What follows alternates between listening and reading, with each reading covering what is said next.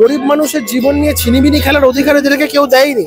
সেই সময় যদি সরকার সদর্থক ভূমিকা নিত তাহলে এতগুলো জীবন নষ্ট হতো না। আন্দোলনের মাধ্যমে তাদেরকে বাধ্য করতে হবে যাতে কোনো সদর্থক ভূমিকা সরকার নেয়। এই পরিস্থিতি যে আজকে তৈরি হয়েছে এর জন্য সর্বৈবভাবে মুখ্যমন্ত্রী দায়ী। মাধ্যমে স্বাগত।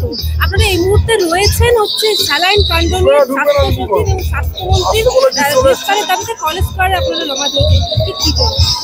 এখানে তো গোটা ঘটনাটা রাজ্য সরকারের পৃষ্ঠপোষকতাতে হয়েছে এবং এই ঘটনার সাথে রাজ্যের স্বাস্থ্য সচিব থেকে শুরু করে প্রত্যেক কটা যাদের যাদের যোগসাজশ রয়েছে সবার বিরুদ্ধে ব্যবস্থা নেওয়া দরকার। তার কারণ হচ্ছে গরিব মানুষের জীবন নিয়ে ছিনিমিনি খেলার অধিকার এদেরকে কেউ দেয়নি।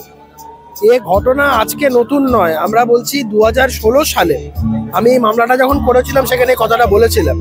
একজন ডাক্তারবাবু আলিপুরদুয়ারের সুপার ছিলেন সেই সময়, সেই ডাক্তারবাবু চিঠি করে রাজ্য সরকারের স্বাস্থ্য দপ্তরকে জানিয়েছিলেন এই ধরনের স্যালাইনের গন্ডগোল হচ্ছে।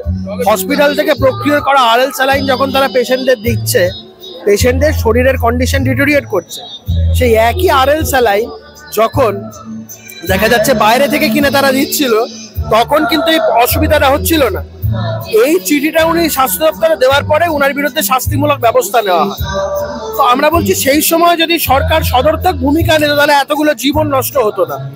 শুধুমাত্র আমরা আজকে যে এই একজন মারা গেল বা বাদ বাকি যারা, একজন প্রেগনেন্ট মহিলা তিনি মারা গেলেন, তার জন্ম দেওয়ার পরে বাচ্চা জন্ম দেওয়ার পরে মারা গেলেন এবং পরবর্তীকালে যদি বাচ্চা মারা যায়, তো এই ঘটনাগুলোকে রোখা যেতে পারতো।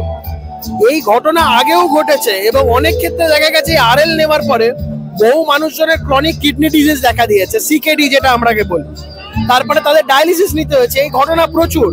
আমি যখন মামলাটি করি পিআইএল, আমার সাথে ডাক্তারবাবু ডক্টর বিশ্বপতি মুখার্জি মামলা করেন।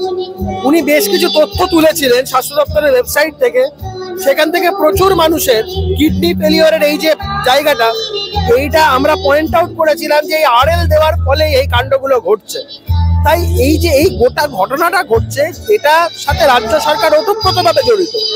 এই যে এই সংস্থাকে পশ্চিমবঙ্গ ফার্মাসিউটিক্যালস টেন্ডার ছাড়া এই ধরনের দুর্নীতির সাথে যারা যুক্ত, এই ধরনের বিষ মানুষের শরীর ইনফিউজ করার কারণে বহু মানুষের জীবন আজকে সংশয়ের মুখে, তারা বাঁচবে কি মরবে এই একটা পরিস্থিতিতে। এর জন্য দায়ী কে? রাজ্য সরকার। তাই আমরা চাই যারা দোষী ব্যক্তি তাদের শাস্তি হোক, সরকার সদর্থক ভূমিকা নিক এবং সরকারকে তো মুখে বললে হবে না।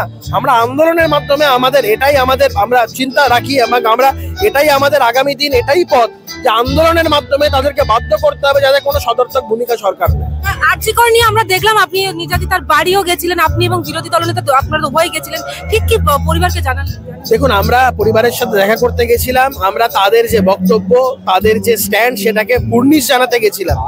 তারা যেভাবে আন্দোলন করছেন এখনো অবধি, তারা যে কথাগুলো বলছেন, বিশেষত রাজ্য সরকারের 17 লক্ষ টাকা রিফিউজ করে দেওয়া, তারপরে হচ্ছে এই বারংবার করে তারা এই আওয়াজ তোলা, এই বিষয়টাকে আমরা কুর্নিশ জানাতে গেছিলাম। আমরা বলেছি আগামী দিন তাদের যাবতীয় যা লড়াই, সেটা রাজপথের লড়াই হোক বা আইনি সহায়তা হোক, সমস্ত দিক থেকে আমরা তাদের পাশে থাকবো।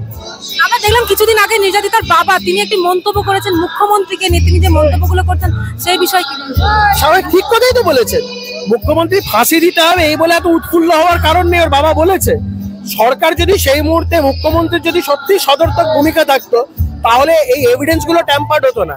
আজকেই আরজিকর কাণ্ডকে কেন্দ্র করে যে তদন্ত, সেই তদন্তটা যেভাবে মানে কি বলবো ডাইলিউট হয়েছে, যেভাবে এভিডেন্স ডিস্ট্রয় হয়েছে, এটা তো রাজ্য সরকারের পৃষ্ঠপোষকতায় হয়েছে।